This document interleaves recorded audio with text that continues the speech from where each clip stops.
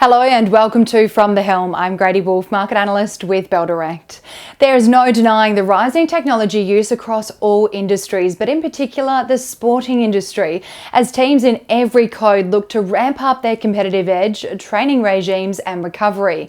Catapult Group is a leading global provider of elite athlete wearing tracking solutions and also analytics for athlete tracking. Bell Potter's Head of Research, Chris Savage, currently has a hold rating on Catapult with a 12-month price target of $1.75. Today, I am thrilled to be joined by Catapult Group CEO Will Lopes to discuss the milestone achievements over the last 12 months and how the company is progressing towards profitability. Will, thank you for joining us today. For our investors who may not know the global scale of Catapult, can you please outline your current market presence, growth and milestone achievements over the last 12 months? Absolutely. First of all, Grady, thanks for having me on this. I would say first, Catapult is actually more than just a wearables company. I know most of the people who are familiar with our story knows that we started as a elite wearables company for professional sport, but we've actually become a lot more than that. We're really, at the end of the day, a decision platform or an operating system, as some may call, for sports, and really helping them decide how to improve performance, deliver the best on a Saturday or on a Sunday. And we are now a big global business. So we work with over 4,200 professional teams across the globe, 100 different countries, 40 different sports. So we really, really are prolific when it comes to professional sports. And we've hit some really impressive milestones at the last fiscal year. So we've just crossed 100 million US dollars in terms of revenue. So that's over 150 Australian. 87% of that revenue is now contracted and recurring, which is really, really an important milestone for us. But probably the most important milestone that I think the market really loves to hear is that out of that $100 million of revenue, we actually generated about $5 million of free cash flow. So we're not only, big business, but we're actually generating cash. And in this, sort of macro market, that's been a major milestone for us. Now, a subscription service model is increasingly popular in technology companies. How has this improved your financial performance through using such a payments model? Yeah, it's been probably about 3 or 4 years ago, we decided to really move into a full SaaS model.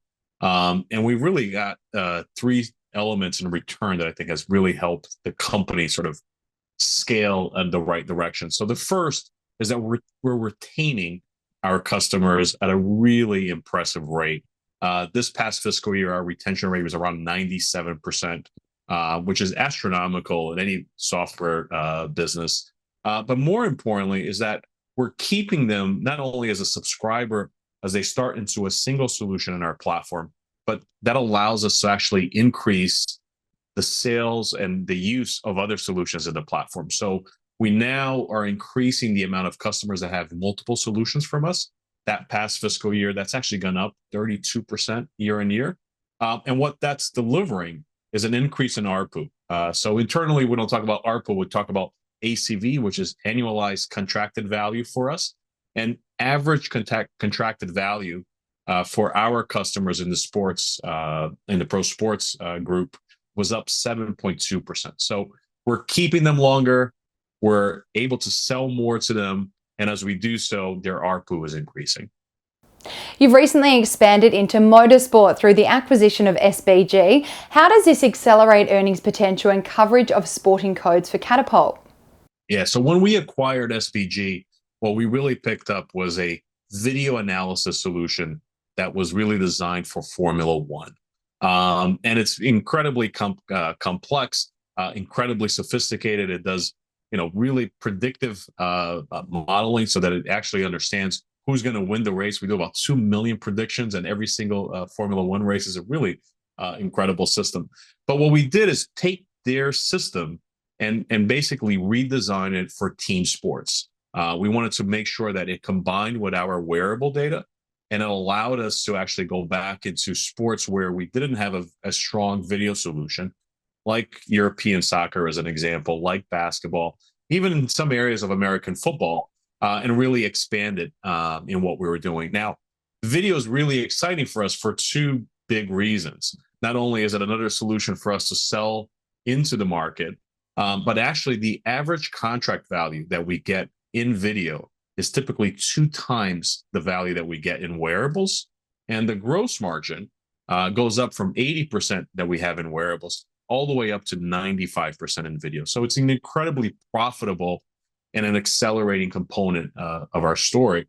And it's really something that I think we're quite excited because, just on new video alone, just this past year, we've actually grew our contracted value on that about 44%. So nearly doubling what we did when we acquired SPG. Now, Catapult is working towards profitability. What is your outlook for the runway to profitability, and how have you managed higher costs in the high-cost inflationary environment? Yeah, so the way we think about our business is really we look at our fixed cost. That is the amount of cost that's going to take for us to just operate the business at any given time, particularly as we scale, and then variable costs. So marketing, sales, support, things that really are going to increase linearly with the revenue going up. So we knew that we had to invest in the business a couple of years ago to ensure that our fixed costs could operate the business at scale. The great news is that about 18 months ago, we had reached that inflection point, and we told the market, our fixed costs are probably not going to increase a whole lot from here. They'll probably, go up in terms of just sort of CPI increases, just kind of deal with inflation. But then our variable cost was going to go up with our revenue. But what that meant was that our fixed cost staying stabilized. At some point, we were going to hit this inflection point where our incremental profit margin was going to go up pretty significantly. So today, this past fiscal year, our variable cost is sitting around 54% of every dollar we add to the business, but our fixed cost is growing very little. And so, for the past 12 months, actually, for every dollar we added to the business, we kept 43 cents or 43% of it. So we really have an amazing, incredible profit margin. And that's coming off a point where, this inflection point allowed us to already start off with a profit margin of 4%. So that means that every dollar we add from here on out, it's really going to start to increase that overall profit margin significantly. Now, which market has experienced the highest growth rate, and are there any new sporting codes on your horizon to target for adoption in the near future? Yeah, it's actually, quite surprising, I think, despite us being a leader in the space and being around for quite some time. Actually, the growth of our technology in multiple sports continues to actually be quite impressive. So what we're finding is territories where sports is becoming all of a sudden there's more money coming into it, is becoming a really important aspect, whether that's South America and Asia, Eastern Europe, Northern Europe. I think are areas where we're seeing our growth come in. Indoor sports in particular has been an area that's very exciting for us. So we launched a device about a year ago that was very designed for indoor sports. It's really small. It uses some technology around movement profile to really understand how ice hockey players or basketball players and actually most recently volleyball. And so those three sports are actually growing incredibly well for us. And I would say that the last thing that I think is becoming really exciting is just women's sports overall. Because, I think the amount of professional money that are going into not just men's sport, but, sports in general is sort of elevating all of those boats. Now, as you have mentioned, women's sport is growing rapidly across many sporting codes. How does this present a tailwind for Catapult? Yeah, it's an amazing tailwind. I'll give you two sort of things that I think are really quite interesting. So one, this past year in collegiate basketball, so really big here in the United States, we had the two finals, men's basketball final and the women's basketball final, so the final four. Actually, there was almost about 5 million more viewers in the female final than there were in male. And so what's actually happening is that the money going into women's sport is actually creating a much bigger demand in terms of the competition. It's professionalizing their need for data specifically, and it's definitely requiring that they are using the same technology that you're seeing at the very top end of the leagues. So we're seeing some growth in areas like basketball specifically has been an incredible growth for us in the women's side. Volleyball has been an incredible growth for us, and obviously soccer, globally. Not only in through the World Cup, but what you're watching now in the Olympics. I think people are glued to what's happening. I think there's a great match this week, between Spain and Brazil, and the US and Germany.